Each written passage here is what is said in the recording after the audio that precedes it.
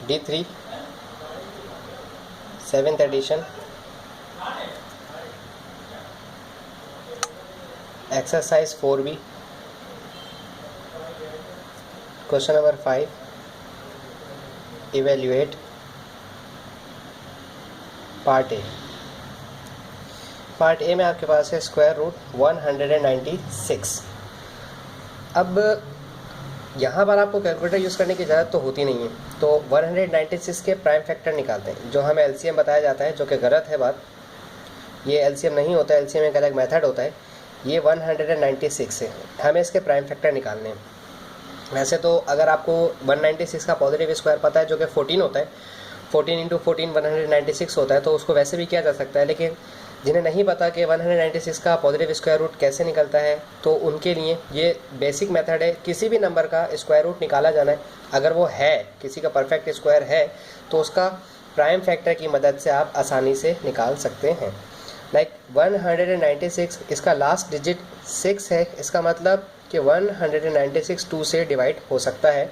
तो आप सबसे पहले छोटा नंबर लेंगे 2 के टेबल में 19 या उससे छोटा नंबर 18 आता है, और वो आता है 2 9 ज़ा 18। यहाँ से 19 से 18 रिड्यूस हुआ, 1 बचा, 1 इस 6 पर आया, इट इज़ 16, 2 8 ज़ा 16। अभी भी हमारे पास लास्ट डिजिट 8 है, हम इसे 2 से मज़ीद डिवाइड कर सकते हैं। हम इसे 2 लेते हैं, 2 4 ज़ा 8, 1 कैरी यहाँ आया, इट इज़ 19, और 2 9 ज़ा 18 हो गया। अब हमारे पास ये 49 आ गया है। ये 2 के टेबल में भी नहीं आता और 3 के टेबल में भी नहीं आता, 5 के टेबल में ऑब्वियसली नहीं आता। अगला प्राइम नंबर हमारे पास है 7। इसे 7 से डिवाइड करवाएंगे, 7 7 ज़ा 49 और 7 1 ज़ा 7। हमारे पास अगर देखें तो स्क्वायर रूट 196 के जो फैक्टर बने या प्राइम नंबर्स आए हैं, प्राइम फैक्टर्स आए हैं, वो हैं 2 × 2 × 7 × 7। इसमें स्क्वायर रूट है, तो इसमें दो डिजिट्स के पेयर बनाए जाते हैं, 2 सिमिलर डिजिट्स के पेयर बनाए जाते हैं। जो सिमिलर नहीं होते उनके पेयर नहीं बनाए जाते। लाइक 2 है, इसका पेयर बनेगा, 7 है, इसका पेयर बनेगा। ये 2 पेयर बन के बाहर आ जाएगा, और ये 7 पेयर बन के एक 7 बाहर आएगा। जब कॉमन ले लें पेयर के लिए, एक्चुअली ये 2 स्क्वायर हो जाता है, वो स्क्वायर इस रूट को कैंसिल कर देगा। 2 7 ज़ा 14 हमारे पास आंसर आ गया। जैसे मैंने आपको पहले ही बताया था कि 196 का पॉजिटिव स्क्वायर रूट लिया जाता है, तो वो 14 आता है डायरेक्ट। तो आप इसको इस तरह से लिख सकते हैं कि 196 = 14। ये आपका आंसर आ गया।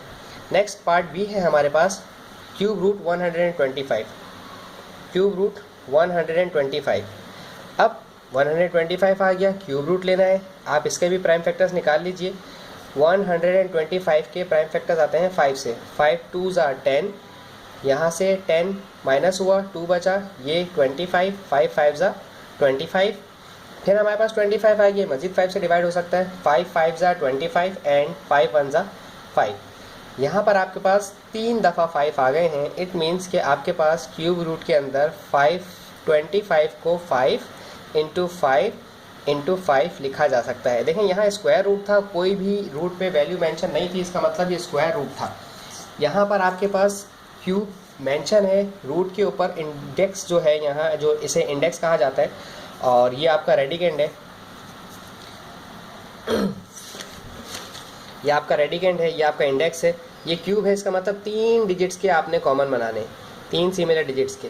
5 5 5 कॉमन आया, तो सिर्फ आपके पास 5 आया। इसका मतलब 5 को 3 टाइम्स मल्टीप्लाई करेंगे तो 125 आपका आंसर आ जाएगा। पार्ट सी है हमारे पास, 5th रूट 1/32। सिमिलर आप 32 के प्राइम फैक्टर अगर आप निकालेंगे तो 2 टाइम्स आता है, 2 आता है आपके पास 5 टाइम्स। 1/32 के प्राइम फैक्टर निकालेंगे तो 2 × 2 × 2 × 2 × 2, 5 टाइम 2 आ जाएगा। चूँकि ये 5th रूट है, तो इसलिए इसमें 5 के पेयर बनाए जाते हैं, 1 2 3 4 एंड 5।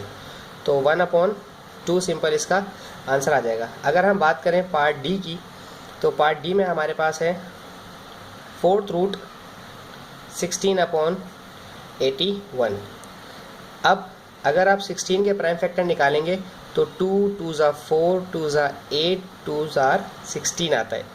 और आप 81 के अगर प्राइम फैक्टर निकालें तो 3 3 ज़ा 9 3 ज़ा 27 3 ज़ा 81 आता है। क्योंकि ये फोर्थ रूट है तो इसलिए इसमें 4 के पेयर बनेंगे और नीचे भी इसमें आप 4 के पेयर बनाएंगे।